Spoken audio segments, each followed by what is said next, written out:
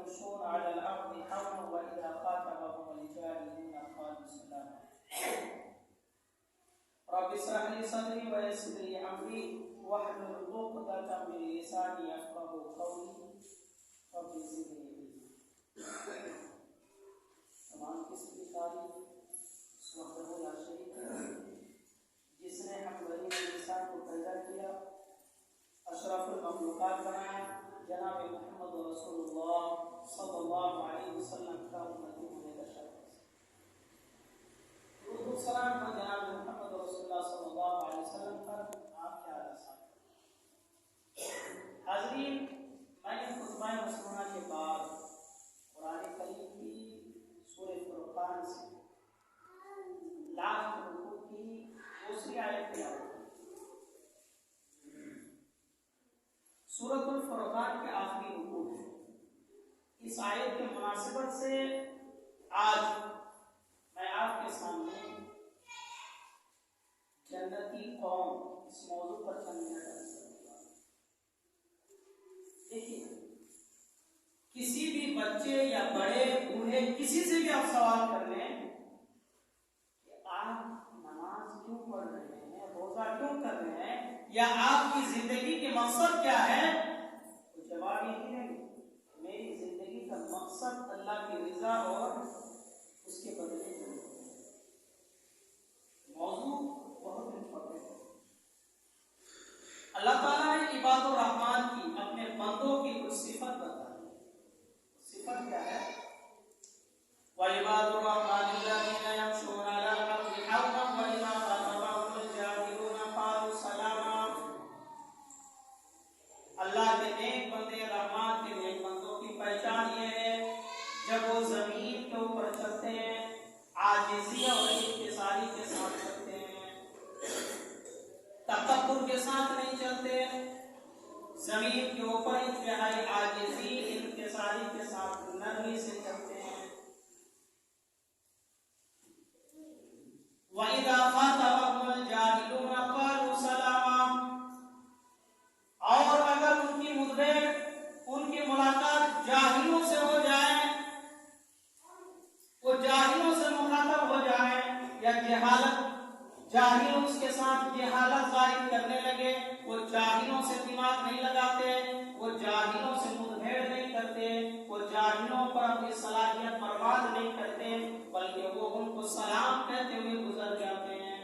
وَإِذَا خَاطَبَهُمُ الْجَاهِلُونَ قَالُوا سَلَامًا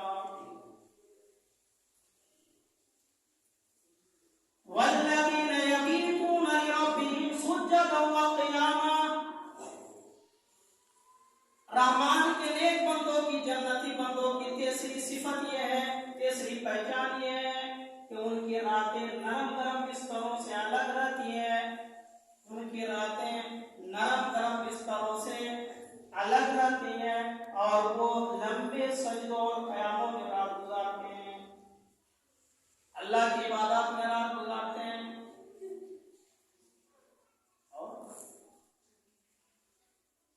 والذین یبیتون لربہم سجدا وقیاما اور وہ اپنے رب سے دعا مانگتے رہتے ہیں وہ دعا یہ ہے الذی لم یسرفوا ولم یقتروا وکان بین ذلک قواما اللہ کے نیک بندے زمین کے اوپر عاجزی انکساری کے ساتھ ایک صفت اس کی یہ ہے کہ وہ جب زمین کے اوپر رہتے ہیں تو وہ درمیانہ چال برتتے ہیں وہ نہ حد سے آگے گزرتے ہیں اور نہ ہی بکری خرگوشی کچھ بھی کر لیجیے یعنی وہ میڈیم میانہ چال اختیار کرتے ہیں اس کے بعد کہا کہ ان کی دعاؤں میں دعا ہوتی ہے دعا کیا ہوتی ہے کہ اے اللہ تو ہم کو جہنم کی آگ سے بچا اے اللہ تو ہم کو جہنم سے بچا اور کہا کہ وَكَانَ بَيْنَ ذَلِكَ قَوَامًا تیری عذاب جو ہے وہ چمٹنے والی ہے جہنم کی جو عذاب ہے وہ چمٹنے والی ہے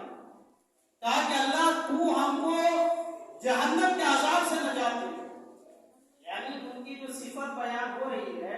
میں تو نیکی نیکی بیان ہو رہی ہے، لیکن اللہ کے نیک بندوں کی ایک صفت یہ ہے کہ وہ اپنی عبادات پر، اپنی نیکیوں پر تکیہ لگائے بیٹھ نہیں جاتے۔ کیوں؟ وہ اللہ تعالیٰ سے دعا کرتے رہتے ہیں، ربنا اصرف عنا عذاب جہنم ان عذابها كان غراما انها ساءت مستقرا ومقاما۔ یا اللہ تو ہم کو جہنم کے آگ سے نجات دے، اس لیے کہ کیا نظام اور چمٹنے والی ہے، اور مستقرا و مقاما، وہ رہنے کے اعتبار سے بہت ہی گھٹیا اور برا ٹھکانا۔ اس کے بعد کچھ گناہوں کا ذکر کیا کہ اللہ کے جنتی بندوں کی پہچان یہ ہے کہ وہ ایک گناہ میں ملوث نہیں ہے۔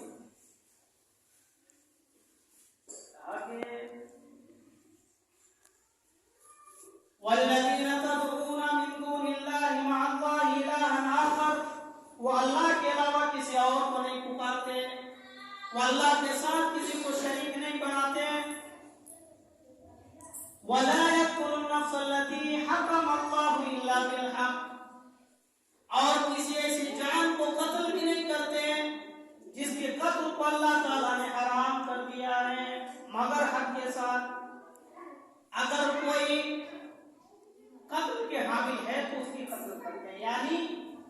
جیسا کہ میں نے پچھلے ہفتہ بھی بتایا تھا، ایک ہوتا ہے قتل کر دینا، گردن مار دینا، ایک ہوتا ہے جیتے جی مارنا۔ ایک آدمی اگر سزا کے مستحق ہے تو اس کو سزا دی جائے، اس لیے کہا کہ اللہ کے نیک بندوں کی صفت یہ ہے کہ وہ کسی جان کو ناحق قتل نہیں کرتے، اور اگر وہ قتل کے حامل ہے تو اس کی قتل کرتے ہیں، یعنی اگر وہ سزا کے مرادف ہے تو ان کو سزا دی جائے، بغیر گناہ کی سزا دی جائے۔ اس کے بعد کہ ولا یزنون، زنا نہیں کرتے، زنا کے قریب نہیں کرتے۔ اور یہ تمام چیزیں بتانے کے بعد کہا کہ ولو یلقى عثاما، یہ تمام چیزیں بری بات ہے، گناہ کی بات۔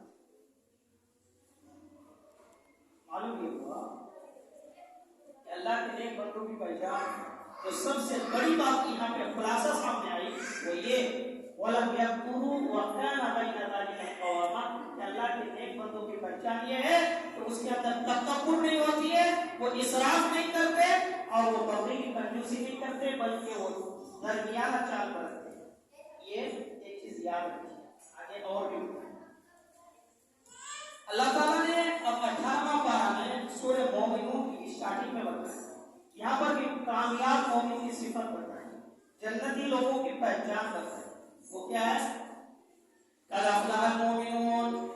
مومن کامیاب ہو چکے ہیں۔ یہ نہیں کہا مومن کامیاب ہو جائے، جب تک آدمی عربی گرامر سے واقف نہ ہو، عربی کے لفظ لغات سے واقف نہ ہو، قرآن کریم کو پڑھ تو سکتا ہے، اس کی گہرائی تک نہیں جا سکتا۔ آج یہی وجہ ہے کہ چند اردو پڑھے ہوئے لوگ علماء پر اعتراض کرتے ہیں، انتہائی غلط بات ہے۔ آپ اردو کی لاکھوں کتابیں پڑھ لیں، آپ ایک عالم کے جوتے کے نیچے کے دھول کے برابر نہیں ہو سکتے۔ آپ ہزاروں کتابوں کا مطالعہ کر لیں اردو، اس لیے کہ اسلام مکمل عربی زبان کے اندر ہے، آپ کو عربی سے واقف ہونا ہے۔ اردو کتاب پڑھ کر آپ عالم دین نہیں بن سکتے، بھائی دین کا علم عربی میں ہے اور آپ اردو پڑھ کر علماء پر اعتراض کریں، انتہائی غلط۔ قد افلح المؤمنون، مومن کامیاب ہو چکے ہیں، اور مومن اس کے بعد اللہ تعالیٰ نے کہا الذین هم فی صلاتهم خاشعون، وہ مومن کامیاب ہو چکے ہیں جو اپنی نمازوں میں خشوع اور خضوع برتتے ہیں، جو اپنی نمازوں کی حفاظت کرتے ہیں۔ والذین هم عن اللغو معرضون، اور جو لغو سے اعراض کرتے ہیں۔ قرآن کریم کو واضح طور پر تصریح کر دوں کہ آپ اردو پڑھ کے کیوں نہیں سمجھ سکتے کہ قرآن کریم نے تو ایک واضح جملہ استعمال کیا ہے، لغو سے پرہیز کرتے ہیں۔ لغو، یہ لغو کیا ہے؟ ایک آسان سا جملہ استعمال کیا قرآن کریم نے کہ لغو سے پرہیز کرتے ہیں، وہ لغو نہیں کرتے۔ یہ لغو کیا ہے؟ تو کریم کو سمجھنے کے لیے آدمی کی گہرائی کا جانا پڑے گا، تب سمجھ پائیں گے نا۔ وہ ہر اس کام کو ہم لفظ کہیں گے، ہر اس گناہ کو جس کو ہم اپنی زبان میں ہنسی مذاق کرتے ہیں، اللہ کے نیک بندوں کی پہچان یہ ہے کہ وہ ان سب چیزوں سے بھی دور رہتے ہیں۔ حالانکہ گناہ نہیں ہے، لیکن کامیاب مومن کی پہچان یہ ہے کہ وہ لفظ سے بھی دور رہتے ہیں۔ آگے اور بھی تفصیل بتائیے۔ قرآن کریم کی ایک آیت میری نظر میں پڑی ہے آج جو میرے موضوع سے متعلق ہے، اور قرآن کریم کی یہ آیت مکمل موضوع کو حد ادا کرتی ہے۔ اس سے آگے کچھ کہنے کی ضرورت ہی نہیں اور آپ کو مکمل موضوع بھی سمجھ میں آئے گا۔ وہ آیت کون سی ہے اور اسی کو پڑھ کر میں اپنی بات کو ختم کرتا ہوں۔ یہ آیت سورہ فاطر کی آیت نمبر 32 ہے۔ اللہ تعالیٰ نے اس آیت کا ارشاد فرمایا کہ فَمِنْهُمْ ظَالِمٌ لِنَفْسِهِ وَمِنْهُمْ مُقْتَصِدٌ۔ اللہ تعالیٰ نے اس آیت کا ارشاد فرمایا کہ کچھ لوگ ہیں جو اپنے نفس پر ظلم کیا اور کچھ لوگ وَمِنْهُمْ مُقْتَصِدٌ درمیانہ چال برتتے ہیں، اور کچھ لوگ وَمِنْهُمْ سَابِقٌ بِالْخَيْرِ بِإِذْنِ اللَّهِ اللہ کے حکم سے کچھ لوگ نیکیوں میں آگے نکل جاتے ہیں۔ تین گروہوں کا ذکر کیا، اس لیے میں یہ کہا تھا کہ درمیان والی جو چال نکل کے آئی سورہ فرقان کے اندر اس کو یاد کریں۔ اس آیت میں اللہ تعالیٰ نے لوگوں کے تین گروہ بتائے، کتنے؟ تین، اور تینوں کے تینوں گروہ جنتی ہے۔ اللہ کے رسول صلی اللہ علیہ وسلم نے فرمایا، حضرت ابو سعید خدری رضی اللہ عنہ حدیث کے راوی ہیں، حدیث ترمذی شریف کی حدیث نمبر 3225۔ اسی آیت کی تفسیر کرتے ہوئے ابو سعید خدری کہتے ہیں کہ اللہ کے رسول صلی اللہ علیہ وسلم نے کہا، اس آیت کے اندر جو تین گروہ کا ذکر کیا گیا ہے، کہا کہ کل ہؤلاء، کہا کہ یہ تمام گروہ کل ہؤلاء منزلۃ واحدہ، ایک ہی منزل میں۔ یہ جو تین گروہ کا ذکر کیا گیا ہے، اپنے نفس پر ظلم کرنے والا، درمیانہ چال برتنے والا اور اللہ کے حکم سے نیکیوں میں آگے نکل جانے والا، زیادہ سے زیادہ نیکی کرنے والا، کہا کہ یہ تینوں کے تینوں گروہ ایک ہی منزل پر ہے، اور تینوں کا ٹھکانہ کہاں ہے؟ تو کہا کہ تینوں کا ٹھکانہ وہاں ہے، کلھم فی الجنہ، تینوں کا ٹھکانہ جنت میں۔ دلیل ترمذی شریف کی حدیث نمبر 3225، راوی حدیث حضرت ابو سعید خدری رضی اللہ عنہ۔ اب آئیے، امام طبرانی اپنی کتاب کے اندر اسی حدیث کی تصریح کرتے ہوئے کہا کہ یہ تین گروہ جنتی کیسے ہیں؟ تو انہوں نے کہا کہ سابقون بالخیر، جو خیر کے کام میں آگے رہنے والے ہیں، جو زیادہ سے زیادہ نیکیاں کرنے والے ہیں، امام طبرانی کہتے ہیں کہ یہ بغیر حساب کے جنت میں جائیں گے۔ اور واقعی اللہ تعالیٰ نے قرآن مجید کی دوسری جگہ پر بھی فرمایا کہ کچھ لوگ بغیر حساب کے جنت میں جائیں گے۔ سورہ واقعہ کے اندر فرمایا کہ یہ پہلے میں سے زیادہ ہوں گے، آخر میں سے کم ہوں گے۔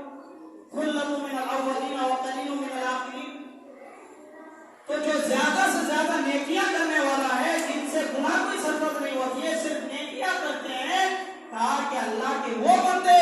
بغیر حساب کے جنت میں جائیں گے۔ اور کہا کہ وَمِنْهُمْ مُقْتَصِدٌ، یہ جو مقتصد ہے، کہا کہ جو لوگ فرض کی ادائیگی تو کرتے ہیں، فرض کی ادائیگی کرتے ہیں، لیکن نوافل کی پابندی نہیں کرتے۔ فرض کی ادائیگی کر لیتے ہیں، رمضان کے مہینے میں فل مہینہ روزہ رکھتے، لیکن باقی کا 11 مہینوں میں روزہ نہیں رکھتے۔ پانچوں اوقات کی نماز پڑھ لیتے ہیں، تہجد کی نماز نہیں پڑھتے، دیگر نماز نہیں پڑھتے۔ تو کہا کہ یہ فرائض کی ادائیگی کرتے ہیں، لیکن یہ نوافل کی پابندی نہیں کرتے، دیگر چیزوں کی پابندی نہیں کرتے۔ تو کہا کہ فَيُحَاسَبُ حِسَابًا يَسِيرًا، اس سے آسان حساب لے کے چھوڑ دیا جائے گا، چلو بھائی تم بھی جنت میں، فرض کی ادائیگی کر لیا نا، تم بھی جنت میں۔ اب بچ گیا کون؟ ظالمون لنفسہ، جنہوں نے اپنے نفس پر ظلم کیا۔ تاکہ یہ وہ گروہ ہے، امام طبرانی کہتے ہیں کہ جنہوں نے نیکی تو کیا لیکن اپنے نفس پر ظلم بھی کیا، نیکی بھی کیا ہے، ساتھ میں کسی کا چوری بھی کر لیا، کسی کا کچھ کر لیا، نیکی کے ساتھ گناہ کیا۔ کہا کہ یہ لوگوں کا معاملہ تھوڑا ایسا ہوگا کہ ان لوگوں کو کچھ دن یا تو جہنم میں رکھا جائے گا، کچھ سزا کے بعد نکالا جائے گا، کچھ لوگوں کو شفاعت کے ذریعے جنت دے دی جائے گی، اور کچھ لوگوں کو قیامت کے دن ہی کچھ سزا دے دی جائے گی، اس کے بعد اس کو جنت میں ڈال دیا جائے گا۔ اب میں نے اس لیے کہا تھا کہ اس آیت کے بعد کچھ کہنے کی بات نہیں رہ جاتی۔ تین گروہ ہو گئے، گناہ کے ساتھ نیکی کرنے والا، اور نیکی کرتا ہے لیکن ساتھ میں نیکی میں زیادتی نہیں کرتے ہیں، اور ایک ہے جو اللہ کے لیے اپنے آپ کو صرف کرنا کا نیکی کرتے ہیں۔ اب بچے کون؟ کفار، منافقین، فاسق، فاجر، یہی لوگ تو بچے، نافرمانی تو بچے۔ تو اگر نافرمانی جنت میں چلے جائے تو پھر جہنم میں کون جائے گا؟ آپ ایک اور حدیث پڑھ لیتا ہوں، راوی حدیث حضرت عثمان رضی اللہ عنہ کا ہے، وہ کہتے ہیں کہ من مات وهو يعلم انه لا اله الا الله دخل الجنة۔ جو شخص، یہ مسلم شریف کی حدیث نمبر 26 ہے، انٹرنیشنل نمبر کے مطابق 26 ہے، اور احادیث کے نمبر کے مطابق یہ حدیث نمبر 136 ہے۔ امام مسلم رحمۃ اللہ علیہ اس حدیث کو لا کر کہتے ہیں کہ حضرت عثمان رضی اللہ عنہ نے کہا کہ جس شخص کی موت اس حال میں ہوئی اس کو یقین تھا کہ اللہ کے علاوہ کوئی معبود نہیں، وہ اللہ کو ایک جانتا تھا، دل کی گہرائی سے توحید پر موت ہوئی ہے، تو کہا کہ وہ شخص جنت میں داخل ہوگا۔ اور میں کئی مرتبہ کہہ چکا ہوں، توحید کہتے ہیں علم پلس عمل کرنا۔ علم ہو کہ اللہ ایک ہے، ساتھ میں اللہ کی عبادت کیا ہو، یعنی ہم یوں کہہ سکتے ہیں کہ ظالم لنفس، جنہوں نے نیکی کیا لیکن غفلت میں زندگی گزاری، ساتھ میں کچھ گناہ بھی کر لیے، کہا کہ یہ لوگ سزا کاٹنے کے بعد جنت میں داخل ہیں۔ اب آئیے تھوڑی سی آیت کی تفسیر بیان۔ تفسیر کیا ہے کہ اللہ تعالیٰ نے اس آیت کی ترتیب اس طرح رکھی کہ فَمِنْهُمْ ظالم لنفسہ، کچھ لوگ ہیں جو اپنے نفس پر ظلم کرتے ہیں، فَمِنْهُمْ مُقْتَصِدٌ، کچھ لوگ درمیانہ چال برتتے ہیں، اور کہا وَمِنْهُمْ سَابِقٌ بِالْخَيْرِ، اور کچھ لوگ اللہ کے حکم سے نیکیوں میں سبقت کرتے ہیں۔ اس میں اول درجہ کون ہوتا ہے؟ نیکی کرنے والا نا، زیادہ سے زیادہ نیکی کرنے والا، لیکن اللہ تعالیٰ نے سب سے زیادہ نیکی کرنے والے کو ترتیب کے اعتبار سے تیسرے نمبر پہ رکھا ہے، اور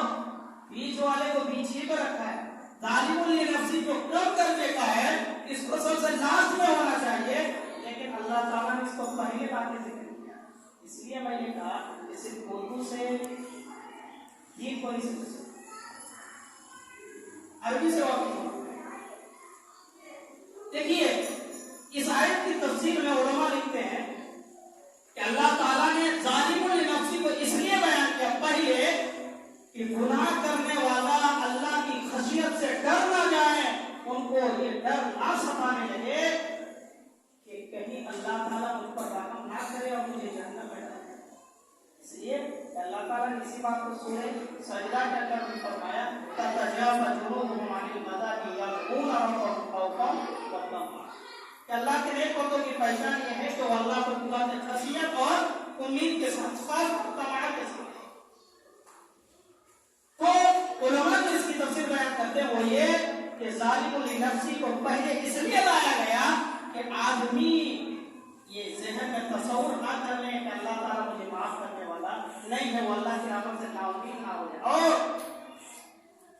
سابقون بالخیر کو تیسرے نمبر پہ اس لیے لایا گیا، پہلے نمبر پہ اس لیے نہیں لایا گیا، یہ تو بغیر حساب کے جنت میں جائیں گے نا، کہیں یہ متکبر اور مغرور نہ ہو جائے، دیکھو اللہ تعالیٰ نے مجھے پہلے سے کر دیا، اس لیے کہ آپ افضل ہیں تو اللہ تعالیٰ نے مجھے پہلے ہی ذکر کر کے بتایا کہ آپ افضل ہے، کہیں یہ متکبر اور مغرور نہ ہو جائے، اس کے اندر فخر و گھمنڈ کے لیے کہ نہ ہو جائے۔ اس کے بعد کا سابق مختصر بیچ کا ہے، وہ بیچ ہی ہے۔ یہ بہت امپورٹنٹ بات ہے جو میں نے